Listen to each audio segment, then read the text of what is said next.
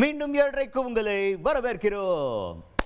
எடப்பாடி பழனிசாமி அவர்கள் இவ்வளவு தரம் தாழ்ந்து ஒரு அரசியல் பண்ணுவார் நான் நினைக்கவே இல்லை அப்படின்னு ஒருத்தர் சில குற்றச்சாட்டுகளை வைக்கிறார். யார் அவர்? அமமுக பொதுச் செயலாளர் டிடிவி தினகரன் அவர் தான். அவர் இப்போ என்னன்னா, எடப்பாடி பழனிசாமி அவர்கள் பிரச்சாரத்துல எல்லாம் வந்து மாபெரும் கட்சி வந்து எங்கள் கூட கூட்டணியில் இணைய போகுது அப்படின்னு பேசுகிறாராம். இதை கேள்வியாக கேட்குறாங்க. அதுக்கு டிடிவி தினகரன் அவர்கள் என்ன சொல்கிறாருன்னா, பார்த்தீங்களா, அவரே சொல்கிறார், அதிமுகலாம் ஒரு கட்சியே கிடையாது, இன்னும் பெரிய கட்சி அவங்க கூட சேரப்போகுதுன்னா அவங்க கட்சி சின்ன கட்சின்னு அவர் சொல்கிறாருன்னு அர்த்தம்.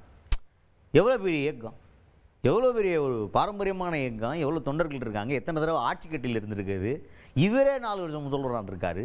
அப்பேற்பட்ட கட்சியோட தலைமை பொறுப்பில் இருந்துக்கிட்டு இப்படியா பேசுறது? அது மட்டுமா, போகிற வர பிரச்சார கூட்டத்திலலாம் நம்ம கட்சிக்காரன்ட்ட தாவேக்கா கூடிய பார்த்து புலாகிதப்படுறாரு. என்னது இதெல்லாம் வந்து ஒரு பொழப்பா அப்படின்ற லெவலுக்கு பேசியிருக்காரு டிடிவி தினகரன் அவர்கள்.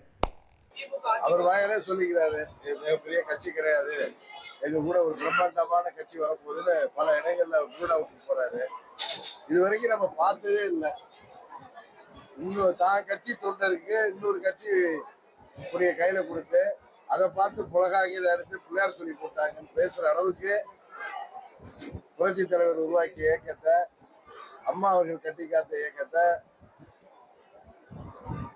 50 ஆண்டுகள்ல 30 ஆண்டுகளுக்கு மேற்ப ஆட்சி பொறுப்புல இருந்த இயக்கத்தை, இன்னும் சொல்ல போனா இவருமே ஒரு குருட்டு அதிர்ஷ்டத்துல தவழ்ந்து வந்து 4 ஆண்டுகள் முதலமைச்சராக இருந்த பிறகும் கூட அவருடைய தரம் அவ்வளவுதான் என்று காமிக்கிற அளவுக்கு